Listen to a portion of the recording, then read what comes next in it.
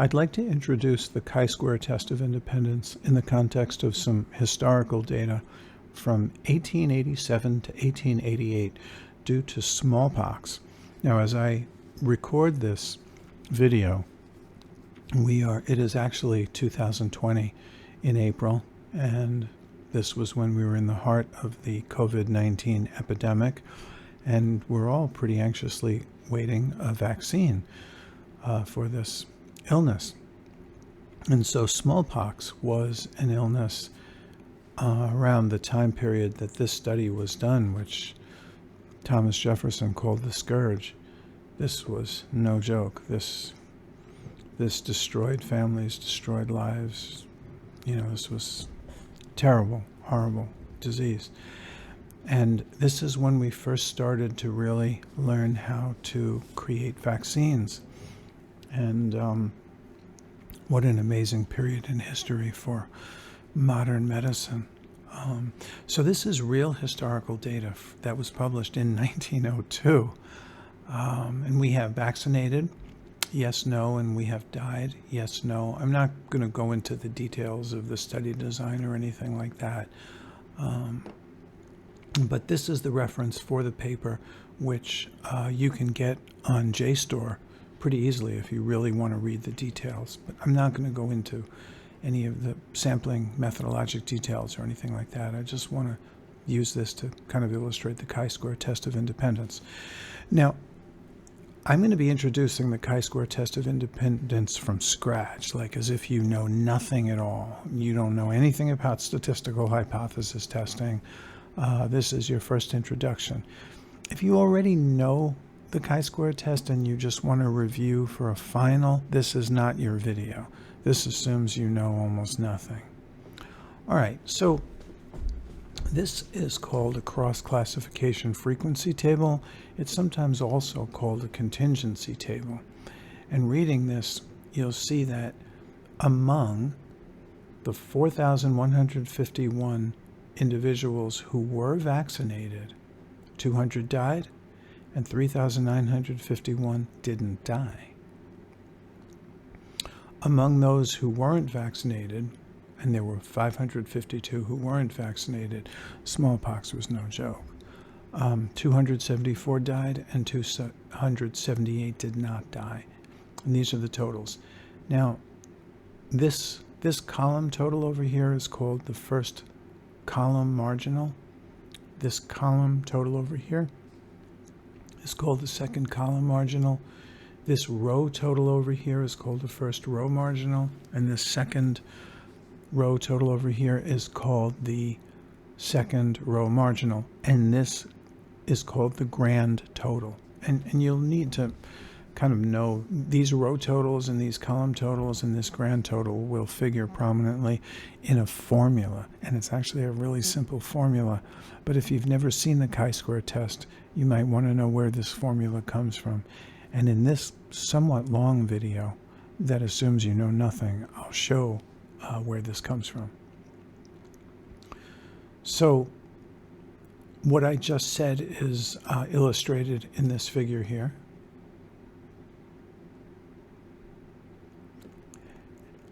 And so what we should probably do before we get into the heart of this is let's just see if we can determine some probabilities from this table. So this says determine the probability of randomly selecting. Now, what does that mean? Randomly selecting, what it means is that, let's imagine you had a jar. Now, this is a big jar. In this jar, you had 4,703 marbles. But there were 4 types of marbles. There were marbles that said, yes, subject was vaccinated, and yes, subject died. There was another type of marble that said, yes, subject was vaccinated, and subject didn't die. There was a third type of marble that said, no, the subject wasn't vaccinated, and the subject died. And there was a fourth type of marble, and there were only 4, that said, no, the subject wasn't vaccinated, and no, the subject didn't die during the study period. I mean, they're all dead now. This study was done in 1902. I can't imagine any of these people would be alive now. We're talking about within a study period, you know. Okay. So in your mind, I want you to imagine reaching into this jar and picking out a marble. Now let's see what the marble has to say on it. A marble that says the subject died. Now there were two ways to die. You could die and be vaccinated, and you could die not being vaccinated. So we have to go back to the table and we have to look at this. So let's go back to the table. So if you see 474 of these people died, 200 were vaccinated, 200 weren't, but 474 died. And that was over a total of 4,703. So the probability of randomly selecting a study subject who died during the study period, you know, they're all dead now, is 474 divided by 4,703. And that's the answer to number 1. Now, if you want, you can write this as a decimal. You could write this as a percentage. It all depends on the rounding instructions that your instructor would give you. And if it's a multiple choice question, you might not even need to give the students rounding instructions because it could be formulated nicely in a multiple choice question. But anyway, that's the answer to number 1. Let's look at number 2. The probability of randomly selecting a study subject from the study sample who died. Who survived. So you go back to the little table and now surviving is the same thing as not dying during the study period. Of course, they're all dead now, but right, surviving is the same thing as not dying. So that would be 4,229 divided by 4,703. And lo and behold, that's what we get. And you could express this as a decimal or a percentage. It all depends on your rounding instructions. All right, let's do a couple more. Let's determine the probability of randomly selecting a study subject from the study sample who was not vaccinated. So you go back to the table. Right. So vaccinated, no. There were a total of 552 study subjects who weren't vaccinated, and that's over a total of 4,703 subjects. So that would be 552 divided by 4,703. And you could write that as a decimal or a percentage. It all depends on your rounding instructions. All right. Let's look at number 4. Determine the probability of randomly selecting a study subject from the study population who died and was vaccinated. So now we have and was vaccinated. So we go back to the table. So died, yes. Was vaccinated, yes. So I want you to see that there are 200 study subjects who died during the study period. You know, they're all dead now, but 200 subjects who died during the study period and were vaccinated. And this is 200 marbles of a certain type. They say vaccinated, yes. They say died, yes. Right? There are only 4 types of marbles in this, you know, metaphorical jar. So the answer would be 200 divided by 4,703. So it would be a good idea if you copied this whole thing down, paused the video, copied it down, And then here are the solutions. So here's 1 through 4. Might be a good idea to pause the video and copy this down. And here's 5 through 7. So it might be a good idea to pause the video and copy these down.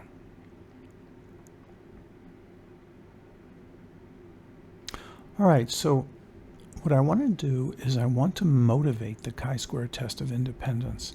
And in order to do this, first we have to talk about independence in a population. And that's actually really, really simple because it just has to follow a rule called the multiplication rule. And if it does, you have independence. And if it doesn't, you don't have independence, which is the same thing as calling it dependence. And that's really easy. It's just seeing if a formula works. But then what we're going to do after that is we're going to look at independence not in a population, but in a sample. And we are going to make an inference about the population, but by studying the sample, because we don't know the whole, we won't, rarely do you have data on an entire population. I mean, sometimes in a laboratory you might have 12 cloned, animals, and that's your population. But in most cases, you don't have data on the entire population. You take a sample that hopefully has high quality, and from the sample, you make an inference about the population. And that's where it gets a little bit sophisticated. And I'm going to assume you don't know that much to take you through this whole idea.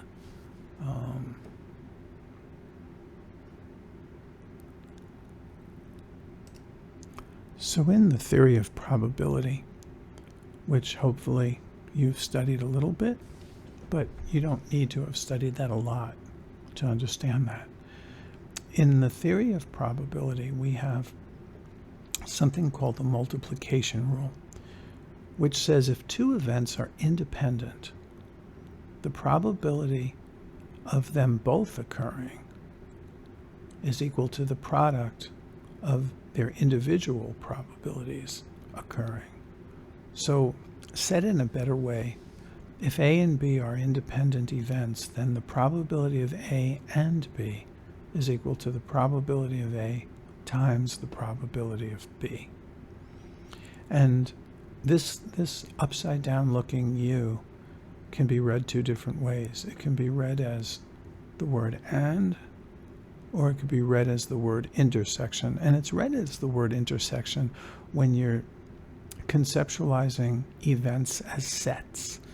And that's one very good way of conceptualizing probability, but it's not the only way to conceptualize probability. You can write the word and perfectly fine. You can use this upside down U to represent intersection. It's perfectly fine. But this is called the multiplication rule. So if you knew that two events were independent, then you could just multiply their individual probabilities together and get the probability of them both occurring. So, like for example, we know that when you toss a fair coin, one flip has no effect on the next flip. They're independent. We know that. So the probability of getting two heads is a half times a half, which is a quarter. Now, when you think about that, right, it's almost obvious, but just think about it.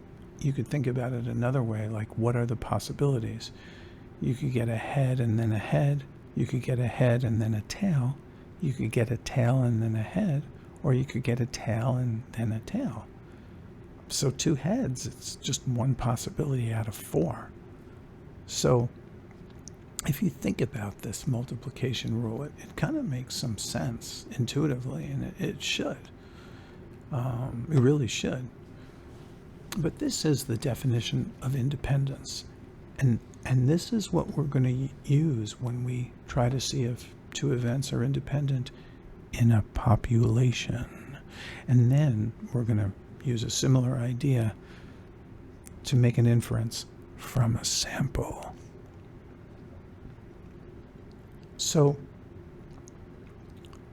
I used A and B in the little definition, but let's let V represent the event of a subject being vaccinated, and let S represent the event of a subject surviving the study period. You know, they're all dead now. This was done in, 1902 or something. But so V is the event of being vaccinated, S is the event of surviving. So this says the probability of V and S is equal to the probability of V times the probability of S. Assuming, and this is a very important idea, assuming that vaccination and survival are independent. Now I want to ask you a question, and pause the video to answer this. Would you use a vaccine if its relationship with the disease was completely independent? Pause the video. Okay, welcome back. Of course you wouldn't, right? You want a dependence. You want survival to somehow be probabilistically dependent on being vaccinated.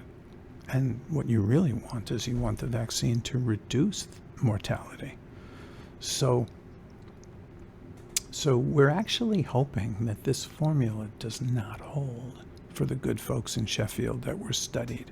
Now, let me just sort of lay this out. Fundamentally, you guys need to know we're considering now the good folks in Sheffield who were studied to be the actual population. We're not looking them as study subjects or guinea pigs to make a future inference. All we're doing now is looking at these folks from Sheffield like they were the entire population. And we're not trying to make an inference. We're actually trying to use deductive reasoning rather than inductive reasoning and just see if these two events are independent as if they were the entire population. Now, of course, you know that we are using them as study subjects to make an inference about vaccination in general, but we're not ready for that yet. So what we're going to do then is we're going to take that little formula. I'm going to call this the left side of the equation, and I'm going to call this the right side of the equation. And just like we did before from that little example, we're going to plug the numbers in, and we're going to see what we get.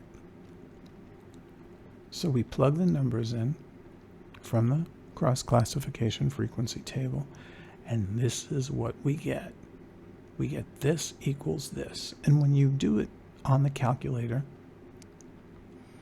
and let's say you round this off to the nearest 10,000th because, you want to, be somewhat accurate, So we get 0.8401 is equal to 0.7937. Now I have to ask this question, which I rarely ask to mathematics students, but I will ask this question. How does this make you feel? We have 84.1% is equal to 79.37%. How does that make you feel? Pause the video for a second. All right, welcome back. So if you said, what do you mean? They're not equal. You're right, they're not equal. In other words, this is a violation of the multiplication rule. And the multiplication rule works if the events are independent. So this false statement tells us that vaccination and survival are not independent. In fact, if we look at this population as if the only people that ever mattered were these particular good folks in Sheffield, we could easily say that since the multiplication rule is violated, the event of being vaccinated and the event of survival are dependent events. They are dependent on one another. They are linked probabilistically. So this would be a very good time to pause the video and reflect, because I gave you a heavy-duty piece of information that might take a little processing. You might have to watch this part of the video a couple of times. My students, some of them don't have the easiest time with this idea. They hate the fact that something can equal something but not be equal, but it's a false statement. All right. So let's look at this a little bit further. Let's see, what does this actually mean? So this left-hand side of the equation, this 84.01%, what does this mean? This is the probability of randomly selecting a study subject who was vaccinated and who survived from this population. Now, the right-hand side of the equation, which is less, this would be the probability of randomly selecting a study subject, assuming same conditions, randomly selecting a study subject who survived the study period and who was vaccinated, same conditions. But this one, the right-hand side, assumes, and that word assume is really important, assumes that these two events are independent. This assumes nothing. The left-hand side assumes nothing. The right-hand side assumes that the event of being vaccinated and the event of surviving are actually independent. So under this assumption, we'd expect 79.37% of the study subjects to survive and be vaccinated, but we got more than we would expect, assuming independence. Let me say this again. We got more than we would expect by independence. And in like mainstream writing, like if you're reading just a newspaper, or you're reading like an article from just not meant for technical readers, the term independence would be replaced by chance alone. So you might read something like, well, we'd expect 79.37% of this study sample to be, and here really it's a study population, we're considering it a population, this study population to survive the epidemic and be vaccinated. That's what we would expect by chance alone. But the word chance is not really a well-defined concept in probability and statistics. Chance, what does chance really mean? But independence is well-defined. I defined it for you right here. This is the definition of independence. It means the probability that A and B is equal to the probability of A times the probability of B. And, a writer for the layperson might say this is chance, but really this is the definition of independence. So this right-hand side of the equation assumes independence, and this left-hand side of the equation assumes nothing. But since the left-hand side is not equal to the right side, in other words, since the statement is a false statement, we must conclude that these events are actually dependent. And this was a really, really big deal. Now, sometimes people will call the left-hand side of this equation, they will call it the observed probability. And they will call the right-hand side of the equation the expected probability. And the words observed and the words expected is a real big deal in chi-square land. So when you assume independence, you get an expected, in this case probability. And when you don't assume anything, you get the observed probability.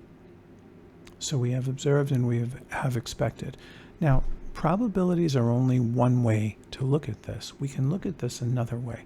We can look at this in terms of frequencies if we want to. And you should know that the word frequency It's just a really fancy word for a count.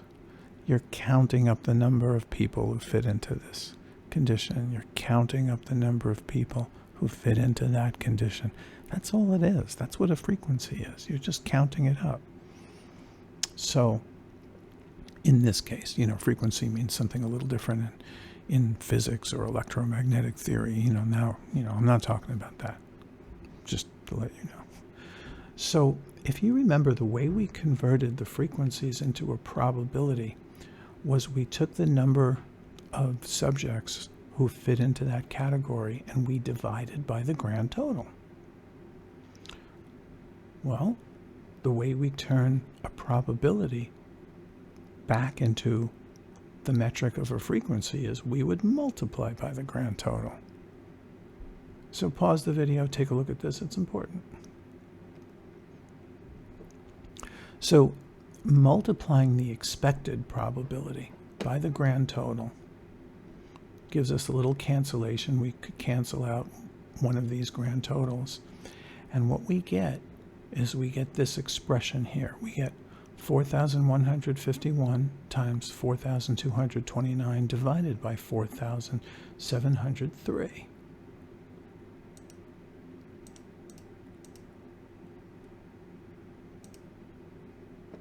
So if you look at this carefully, I want to show you something about this. The 4,151 is a row total. And the 4,229 is a column total. And the 4,703 is a grand total. So we have a little formula that we get from this. And the formula is the expected frequency is equal to the row total times column total over grand total. And sometimes in my classes, I ask them to sort of chant it. The more you can chant this and remember this, the better you'll be on your exam. And there's usually a chi-square test on a final exam. So you might want to just to yourself go row total times column total over grand total. Row total times column total over grand total. And if you say that enough, you'll actually probably remember it. So let's do another example of this. So in this example, it says determine the expected frequency of not being vaccinated and dying using the smallpox data. So not being vaccinated and dying. Let's go back to the table and take a look at it. So not being vaccinated would be vaccinated, no, and dying would be died, yes.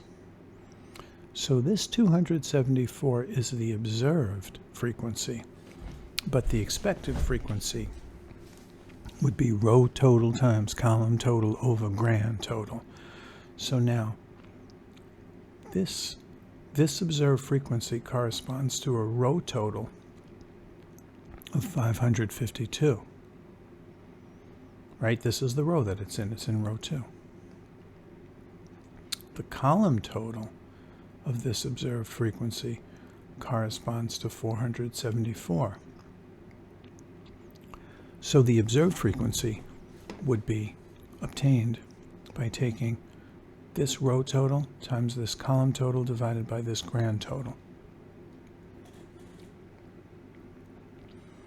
552 divided by 474 divided by, did I say divide? No, 552 times 474 divided by 4,703.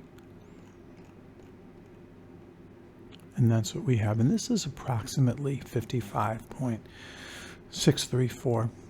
And I know you can have 0.634 of a person. And sometimes students get upset and they say, should we round this off to 56? And the answer is no. Don't round this off to 56. This is a theoretical idea. Theory is never 100% congruent with reality. Models never fit the reality exactly. So you don't round this off. Yes, you can have 0.634 of a person in the theoretical application of this. It's theoretical. Okay, so the next example we're going to look at is, let's make a single table, one table, comparing all of the observed and expected frequencies, and let's put each expected frequency in parentheses below each observed frequency, and then let's round each expected frequency to the nearest thousandth, which is what we have here, tenths, hundredths, thousandths. And so you should get it. Now, you should pause the video and make sure you can get this table. You need, in whatever statistics class you're taking, at some point you will need to make a table that looks something like this. And these are the observed frequencies, and in parentheses you have the expected frequencies. And I do want to point something out to you. After you've paused the video and you've made sure that you can get these numbers using row total times column total over grand total, I want you to look at the way this table is written. Here it says observed parenthesis expected frequencies. Now in standard English you would think that means observed and expected means the same thing, but not in statistics. In statistics, in this kind of technical writing, the expected frequencies are the frequencies that are in parentheses. And I made it even easier for the eye to see. I not only made the expected frequencies parenthetic, but I also made them italicized. So it's very easy to look at this table and know that this is the, you observed 200 subjects who were vaccinated and died, but you expected 418.366 subjects to have been vaccinated and died if these two attributes were really independent. You got fewer subjects who were vaccinated and died than you would expect, assuming independence, or as the layperson would say, by chance. So I'll rephrase this in more of a layperson's way of phrasing it. We observed 200 study subjects who were vaccinated and died, but we would expect, by chance alone, 418.366. But I would rather you not use the phrase by chance alone. I would rather you use the phrase assuming independence, because it's much more accurate.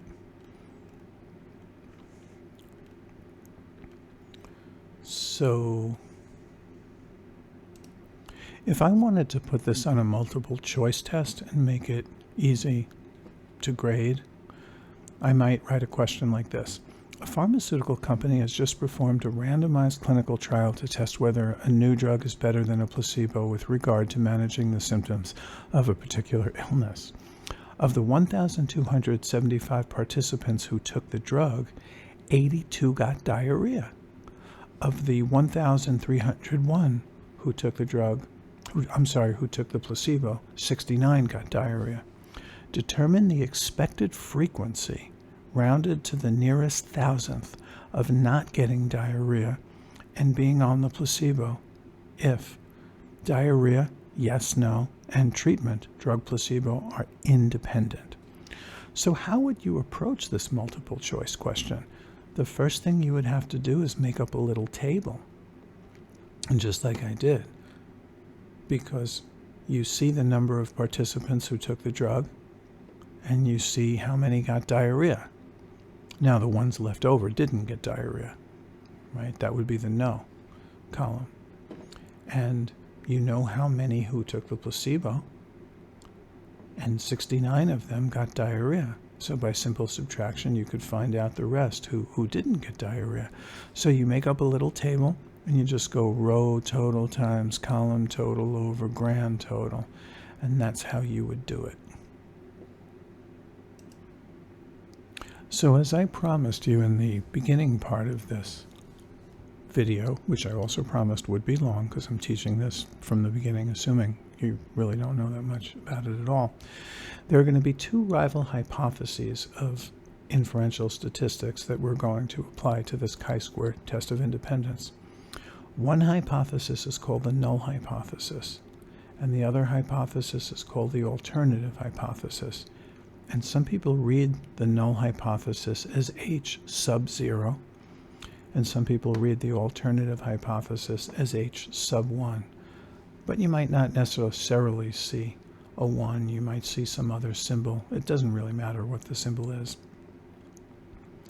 Now, in the chi-square test of independence, the null hypothesis always states that the two attributes are independent, and the alternative hypothesis always states that the two attributes are dependent, which is the opposite of being independent. And the reason why we call these rival hypotheses is that, in a sense, they are rivals. They're competing against one another to better explain the variability in the data. See, that's what they're really trying to do. Which hypothesis explains the data better? And that's exactly what this hypothesis test seeks to do, and that's why they're called rival hypotheses. So the null hypothesis always says the two attributes are independent. In this case, it's vaccination and mortality are independent, and the alternative hypothesis always says the two attributes are dependent, but in this case, it's that vaccination and mortality are dependent events. So here's kind of a long one that I want to put into more of a business context. A little example, and it's actually a multiple choice question. The market capitalization of a public company is the number of outstanding shares of stock times the price of the stock. The Wall Street Journal, way back in 1999, studied whether there is an association between market capitalization and whether the company can successfully go public. Going public involves issuing an initial public offering, also known as an IPO. The author of the article looks at market capitalization above and below $100 million. The author considered an IPO successful if the company remained listed for at least 5 years after the IPO. If the company was delisted, that means taken off the exchange, in less than 5 years, the company probably went belly up and investors probably lost lots of money. Of the 2,572 small market capitalization companies, called small cap companies, 280 were delisted. Of the 1,904 large cap companies, only 62 were delisted. A researcher wishes to test whether having a market capitalization above or below $100 million is associated with whether a company will be successful going public or go belly up and be delisted. The null hypothesis. Now, here, proposition 1 is a true-false question. It says true-false. The null hypothesis is that large cap companies have a better chance of surviving the initial public offering than small cap companies. Now, you should see right away that this is false, because the null hypothesis says that it should be independent. Staying on the stock exchange, and the market cap should be independent, not having a better chance. That's what the null hypothesis says. So proposition 1 is false. Proposition 2 says, and this is true-false, the null hypothesis is that there is a link. Now, you don't even have to finish reading, because you know the null hypothesis says that they're independent, which is the same thing as not being linked. You know, like if you're independent from, having to work, you're not connected with, you're not linked to having to work, So dependent means there is a link. Independent means there's no link. So Since the null hypothesis of the chi-square test of independence is always that the two attributes are independent, the correct choice is D. And so here's a nice little multiple choice question that I like. The next big idea here is the idea of the different types of decisions we can make in a statistical hypothesis test when we have exactly two mutually exclusive hypotheses, namely the null hypothesis and the alternative hypothesis, and exactly two types of decisions. Now, the two types of decisions are either you fail to reject the null hypothesis or you reject the null hypothesis. Those are the two types of decisions. Now, we start at the top of this figure here. We must acknowledge, beyond a shadow of a doubt, clearly, we must acknowledge that the human being does not know whether the null hypothesis is true or whether the alternative hypothesis is true. Because if the human being knew which hypothesis was true, wouldn't it be an absolute waste of time and money to study it? So before you go any further, you have to start by saying, human being does not know whether the null hypothesis is true or whether the alternative hypothesis is true. Now we can assume, we can say, well, look, suppose the null hypothesis is true. We can do that, and we will do that. We could say, look, suppose the alternative hypothesis is true. We can do that. We will do that. But we don't know which one is true. Again, because if we knew, we'd be kind of pathetic creatures to study something that we already knew. It would be better to put our time and money into, maybe fixing our infrastructure, for example. So, let's suppose, just suppose, the null hypothesis is true. We don't know it to be true, but we're assuming it's true. Let's suppose it's true. We collect our data, we crunch numbers, we make the decision that's appropriate based on what the statistician tells you to do, based on the crunched numbers. And let's just say that decision is to fail to reject the null hypothesis. Well, if the null hypothesis is true and we've failed to reject it, that's a good thing. We've made a correct decision. Now, you might want to pause the video and think about that. If the null hypothesis is true by assumption, and we do the same stuff, we collect data, we crunch numbers, but then we end up rejecting the null hypothesis because that's what statistics tells us to do. We've just rejected something that's true. Now, when you reject something that's true, you commit an error. And statisticians are extraordinarily imaginative people. So we've called this a type 1 error. That's what it's called, really, a type 1 error. Every statistician knows what a type 1 error is. If you ask a statistician what's a type 1 error, as fast as he can or she can say their name, they'll say rejecting the null hypothesis when the null hypothesis is true. Now, as a student of statistics,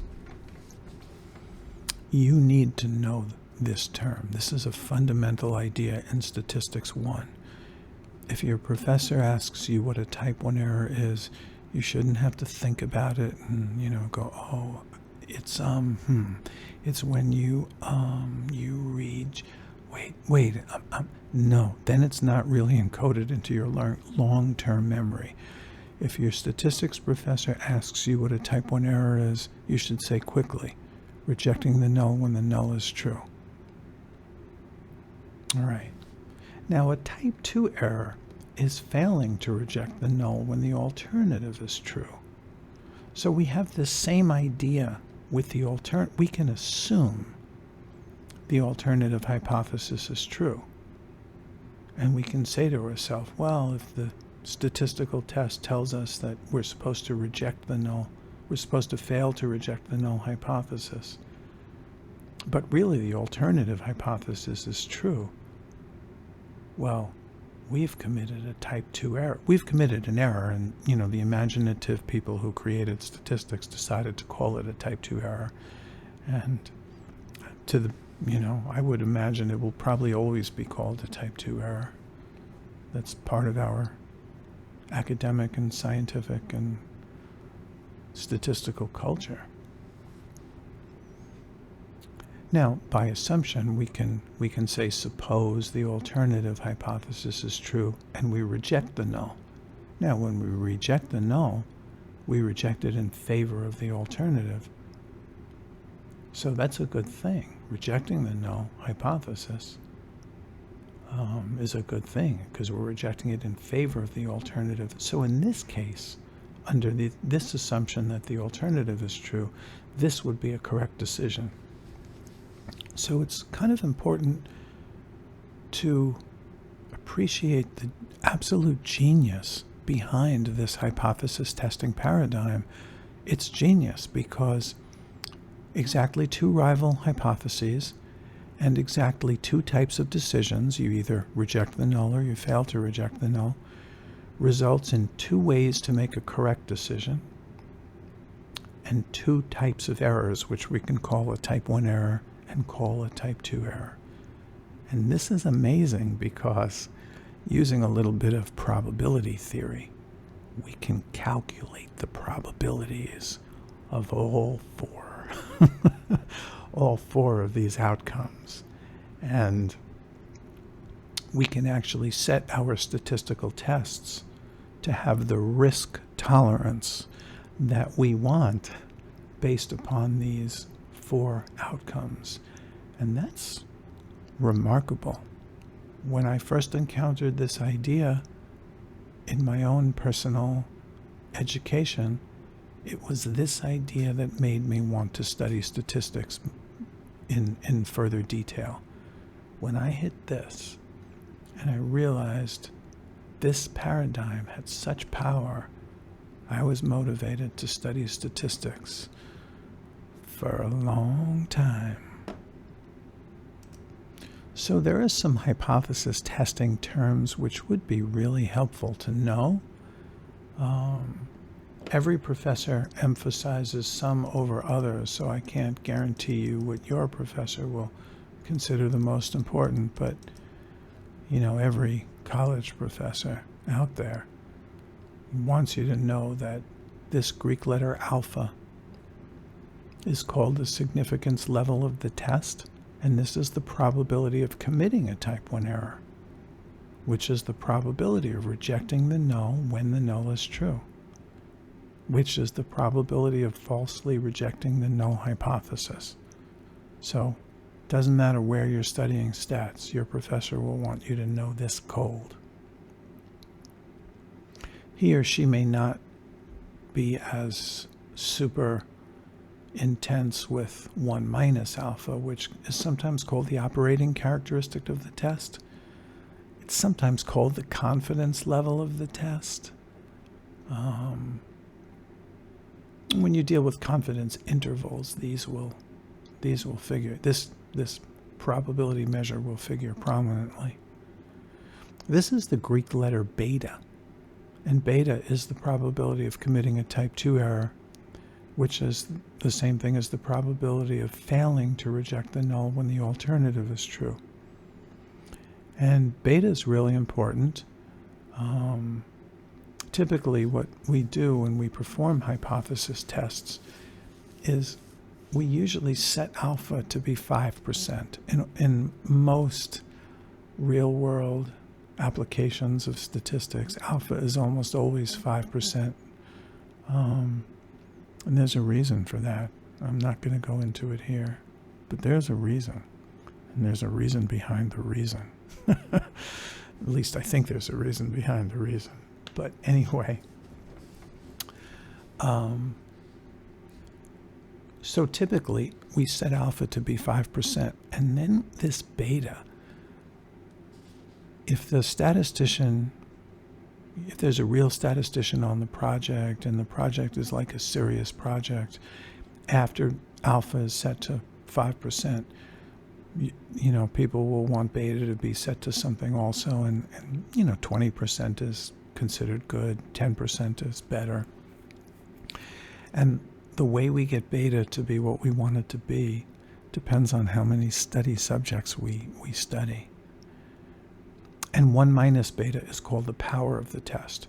So if a test has high power, what it means is the probability to distinguish the alternative hypothesis, or the probability of rejecting the null hypothesis when the alternative hypothesis really is true. That's the power of the test. In other words, the power of the test to detect an effect you really want to detect, if there really is an effect. That's the power of the test. So when you say a test is powerful, you're really saying it has low type 2 error. That's what it means for a statistical test to be powerful. It means you have power to detect the effect that you're looking to detect. In other words, there's a high probability of saying, yes, we've observed a significant association between this and that, when there really is a significant association between this and that. That's what it means for the test to be powerful. So when we reject the null hypothesis, one way of saying that is the results were observed to be statistically significant at the 5% significance level. And like I said, this 5% significance level is culturally accepted in most circumstances, not all, but most. So the significance level of the test is the probability of rejecting the null when the null is true. The power of the test is the probability of rejecting the null when the alternative is true. A test with high power has a high ability to detect the alternative hypothesis when the alternative hypothesis really is true. So, for example, if we were testing whether a vaccine reduces mortality, right? A powerful test would have a high probability of concluding that the vaccine reduced mortality when it really did reduce mortality. Or maybe you should say does. If you're really going to talk about probability, you would say a statistical test with high power to detect whether a vaccine is efficacious has a high probability of detecting whether the vaccine works when it really does work.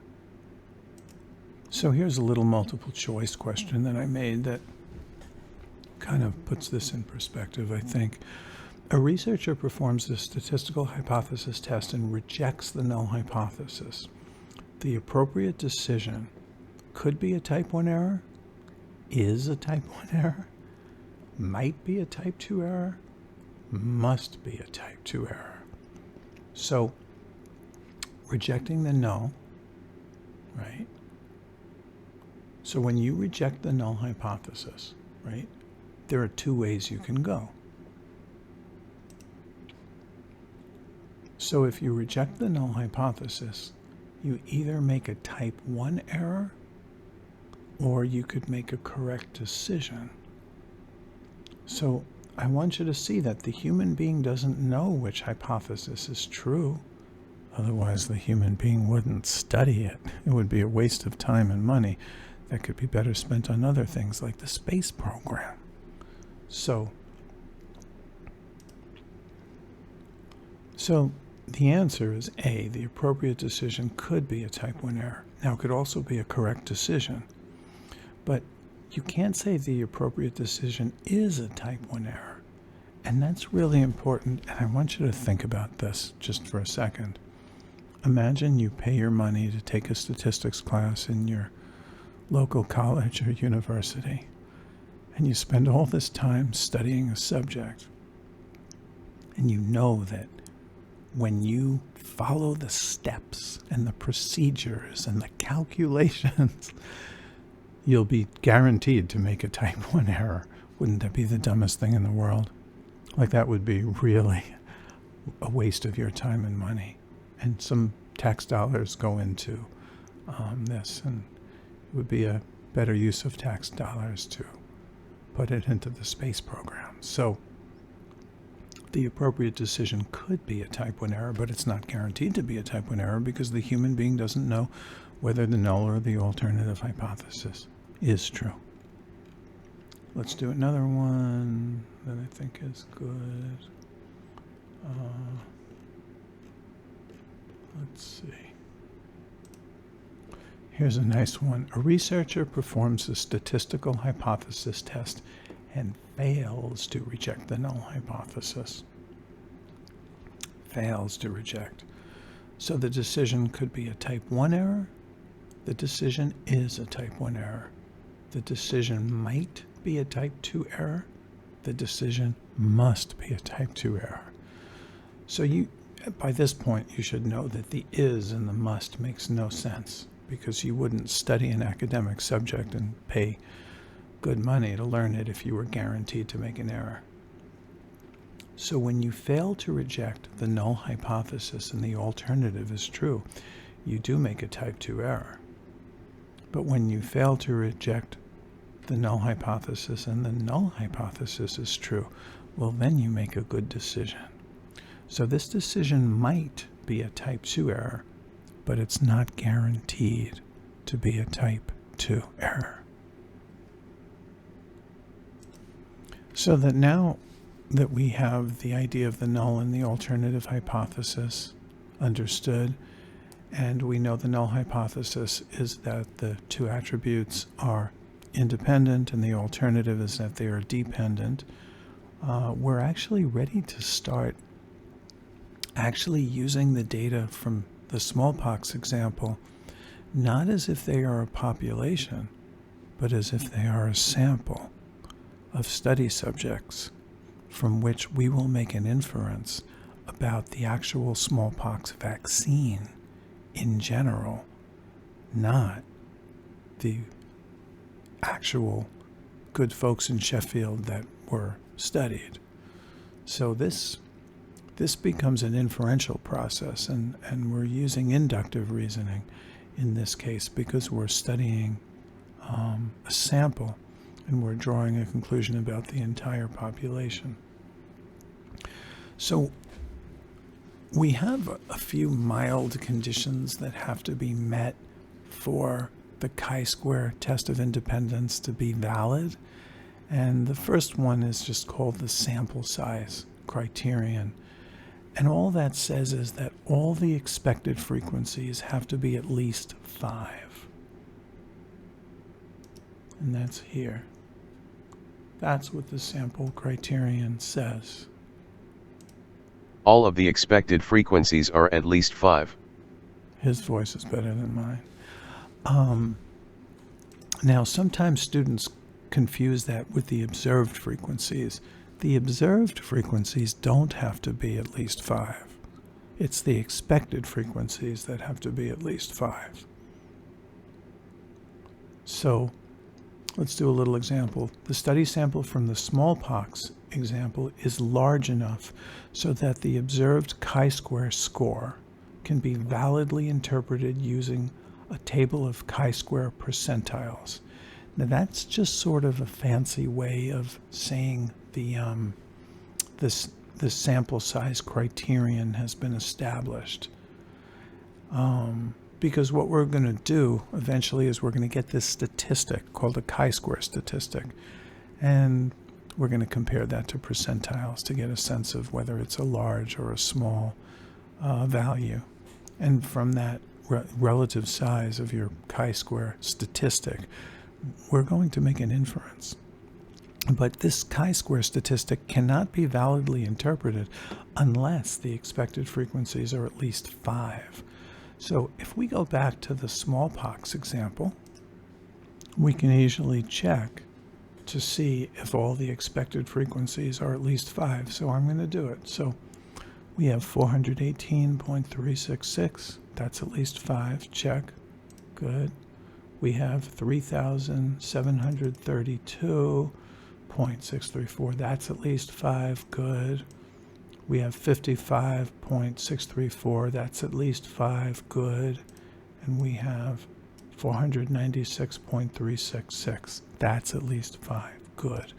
So all of the expected frequencies are at least 5. So that means when we crank out the statistic that comes from this chi-square test of independence, we'll be able to validly interpret the statistic.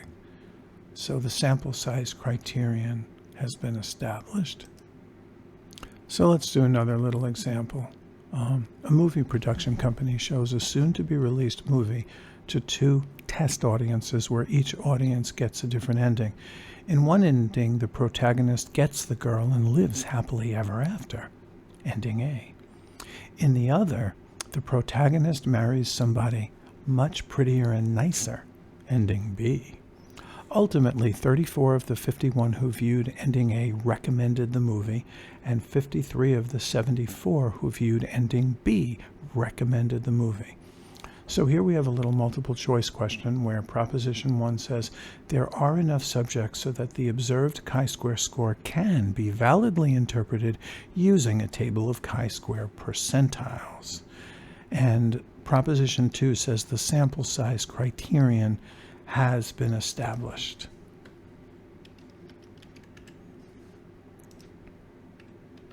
So these two propositions, they say exactly the same thing in just different language. This is the sample size criterion. So we have to actually calculate the expected frequencies. And I did it for you just to save a little bit of time. You know, you go row total times column total over grand total, and you should get this one. And then you go this row total times this column total over this grand total, and you get this one. So you should be able to get these. Now, the important thing here in this particular multiple choice question is that each of these expected frequencies, which are in parentheses, right? Each of these expected frequencies in parentheses are greater than 5. So you've satisfied the sample size criterion, and you can go on with the chi-square test of independence and be totally fine. In Statistics 1, we don't really talk about how to handle it when the expected frequencies are less than 5. We can do it. It's just not a Stats 1 thing to do. And, you know, there are different approaches to that, but you don't do that in Statistics 1. So the very first step in performing Pearson's chi-square test of independence is to make a contribution table. That's what we call it, a contribution table. And we make a little table where we have columns for the observed frequencies, the expected frequencies, and then we have this metric, which is the observed minus expected quantity squared divided by expected. And that metric measures departure from the multiplication rule of independence. I want you to think about that carefully. This measures departure from the multiplication rule of independence. Remember, the observed frequencies assume nothing. The expected frequencies are calculated assuming independence between the attributes. And this little metric here, which comes from Carl Pearson back in 19 something or other, or maybe 18 something or other, it was really a while ago. You could look that up if you want. You can find his original paper, Carl, spelled K-A-R-L, Pearson. This observed minus expected quantity squared over expected measures departure from the multiplication rule of independence. So what we do is we put all these things in, and this is what it will look like when we actually put these data in. Now you should go through this on your own. Make sure you can get this.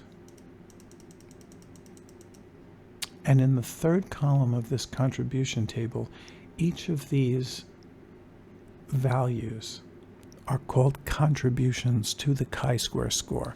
And that's important if you get more than 2 by 2 tables and you get a significant chi-square. You might want to know what's driving the chi-square.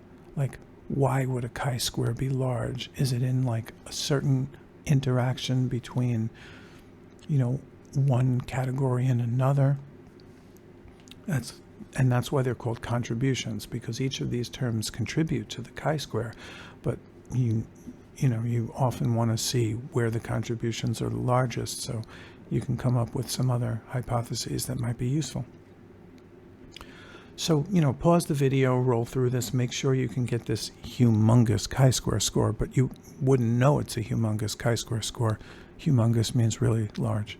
You wouldn't know it's a humongous chi-square score until you see what the percentiles of the chi-square distribution are. And you'll be like, wow. And this is why vaccination has saved so many lives, because this is a humongous chi-square score. And there are ways to get humongous chi-square scores, even if you have a small effect, but this was a large effect.